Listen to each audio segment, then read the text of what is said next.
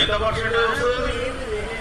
జనాభాలో 56% ఉందని మీరే మన లెక్కలు చేసి చెప్పి, అంతకుముందు కేసీఆర్ గవర్నమెంట్ 61% చెప్పి 61% జనాభా మొన్న జరిగిన లెక్కలలో 56% చేసేసి, అసలు కులగణనలో మేము పార్టిసిపేట్ కావాలి అని చెప్పేసి బాయ్కాట్ చేసిన రెడ్డిలు 14,70,000 ఉంటే 2014లో వాళ్ళు 19,00,000 వచ్చింది.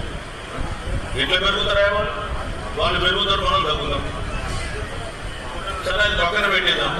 మేము ఖర్చుకు వచ్చేస్తే 28 లక్షల కోట్ల ఖర్చు పెడితే మన కొరకు ఏం చేసేలా ఇవ్వాలంటే 25,000 కోట్లు.